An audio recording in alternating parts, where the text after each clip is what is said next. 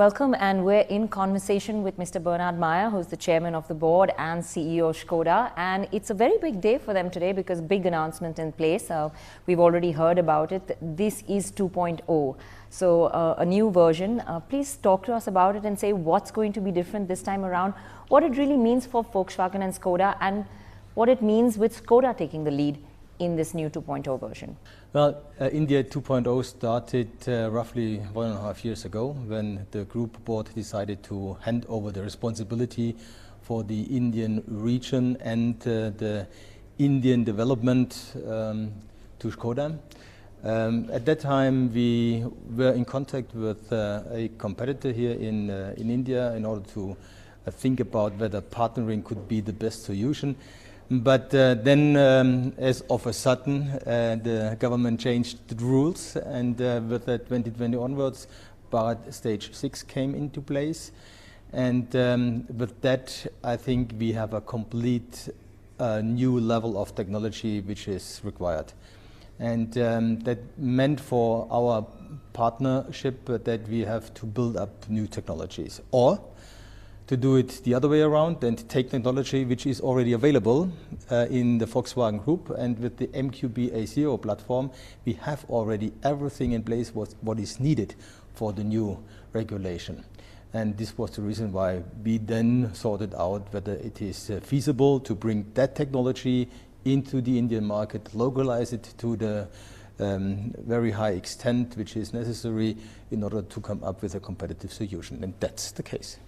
Okay, so the brands will continue as is, and they will both share platforms and have individual products individually branded.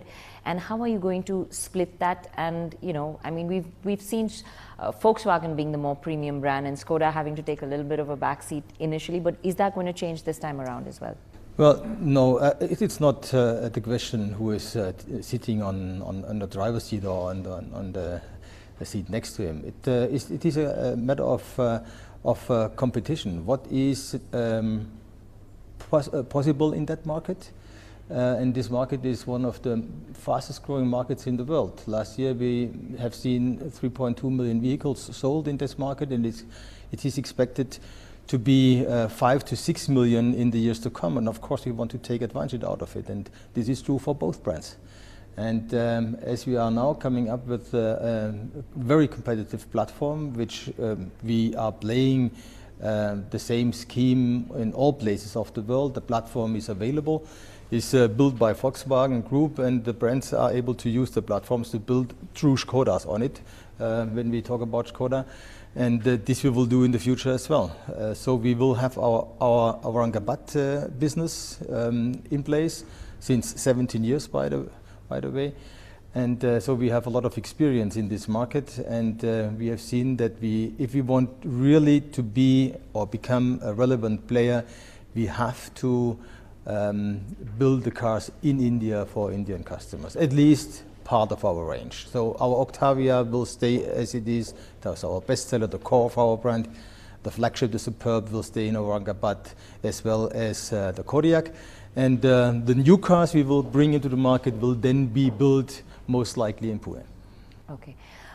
Talking about 2.0, scale is going to be really necessary to make this succeed. How are you looking at achieving this scale? What are the kind of numbers you want to achieve? And are you looking at exports to fill in a large gap in achieving the kind of scale that you need? We have a strategic market share goal set ourselves in order to get our money back we are going to invest now.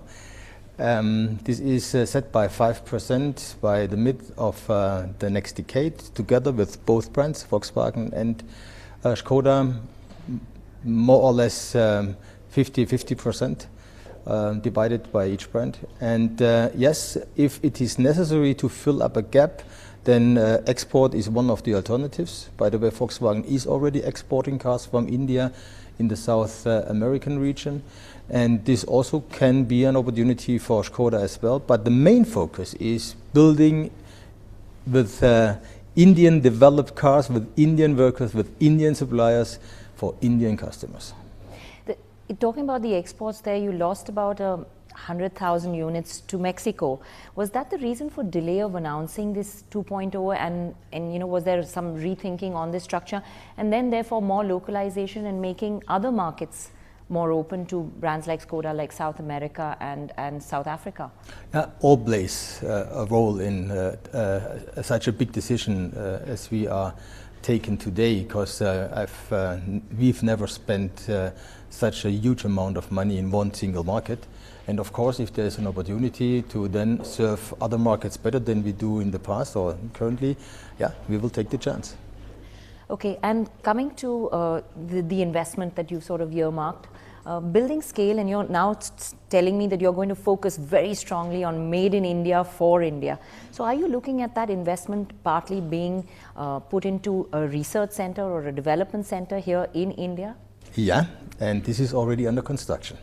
We started already at the beginning of this year, and it will be ready by the end of the year. We are already hiring people for that. So we will have around 200 Indian engineers who are working in that project house and collaborating very shoulder at shoulder with our colleagues from Czech Republic. And where is the center being set up in India? In Pune. In Pune. So are you looking at maintaining Pune and Aurangabad as the main centers, or if another state is offering you great incentives, is there an opportunity for it to shift? I hope at the very end that we are short of production capacity. If that is the case, we are open for discussions in all aspects. Now, talking about the MQB platform, you're going to optimize this for India, as I understand. Can you tell us how you're looking at optimizing this, what kind of levels of localization you're looking at, and how you hope to achieve, cost efficiencies? Well, we are currently in a number of discussions with suppliers which are available on that market with very good quality, I have to say, and the depth of localization will extend 90%. And that is really a huge differentiator. And with that, we think we are able to sustain our high level of quality, sustain our reliability, sustain our premium approach here in India for both brands. And with the best technology which is available on the market right now, I think this should work out positively. Okay. Also talking about engine strategies, I mean diesels, looking at smaller cars, you don't have diesels less than 2 liters. Would you be open to outsourcing this and having partnerships where it would be easier for you to get into every range of cars in the market? Yeah, partnership itself is a positive thing to think at, and we will continue to do so. But I would say for the entry vehicles over the entire automotive industry, diesel will become very difficult. Diesel will play a decisive role in the future as well, but more for the bigger cars. Let's say for an Octavia, Superb, or for a Kodiaq, diesel is a very, very good alternative. But the after treatment will become that expensive that it will be probably not served for smaller cars in the future here in India. And we do have very competitive petrol engines. Our current 1.0 TSI engine with 3 cylinders is a very cost-efficient engine. And well, we are going to build that engine in India in the future. Okay, so your 1 liter engine will be built here, and your focus will then be petrol, as I understand it, especially lower down the range. Yeah. Okay, and let's talk about the kind of cars, because I mean everybody wants an SUV. So is compact SUV really going to be the first product that we see out of this partnership? Because that's where everybody really wants to go in today's time.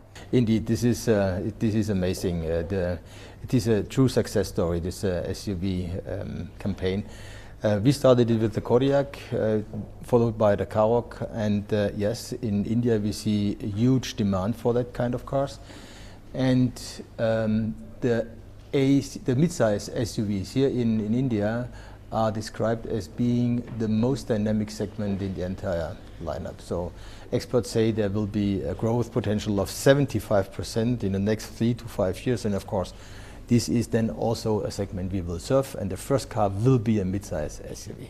All right, that's good to know. product has always been your strength. I mean, even with Skoda, product has always been strong. What's suffered is beyond that. The sales, the after sales, the brand hasn't really been able to strengthen their position and their reputation over there, and that's a big suffering at this point of time. People are scared to invest in the brand, even though they really like the product. How are you looking at changing that, transforming that, and making it different this time around? Because that's critical to the success this time. Well, and we take this criticism seriously, because they are right. We have to improve there, and we will improve there. We have already started a big campaign. We see the first results very positively received in the market, and we will continue to do so. We will strengthen our dealer body, we'll strengthen our after-sales treatment. We will do everything what is possible to more focus and bring the customer in the midst of everything. Yeah. Are you looking at changing dealerships as well, and you know, sort of having ones that have not been performing and revamping the whole system? First of all, we are going to extend our presence on the market, and we have a very strong dealer base. They have invested heavily in the last couple of months into the brand, and they are absolutely decisive to follow now this new path. And I think with that we have the opportunity to really execute this new approach, India 2.0. Okay, my last question for you, Mr. Maier. The partnership with Tata didn't work out for the reasons you mentioned, you know, government policies, etc. But this time around, are you open to looking at other companies, other partnerships, and you know, creating a different success story now that you have the direction, you know exactly where you want to go? Yeah, we are still open for partnerships. I think this will be seen not only in our industry, but in all other industries as well. This transformation we are currently in is not being able to manage if you think in the old silo thinking organization scheme. So partnering is one of the opportunities, and Volkswagen Group itself, by the way, just recently announced that they will partner with Ford Motor Company when it comes to light commercial vehicles. Yes, and why shouldn't we be discussing external partnerships in India as well? If it is mutual beneficial, then it is a good thing to talk about. Thank you so much for sharing your time with us and being with us today. Thank you too. Thank you. It was a great pleasure.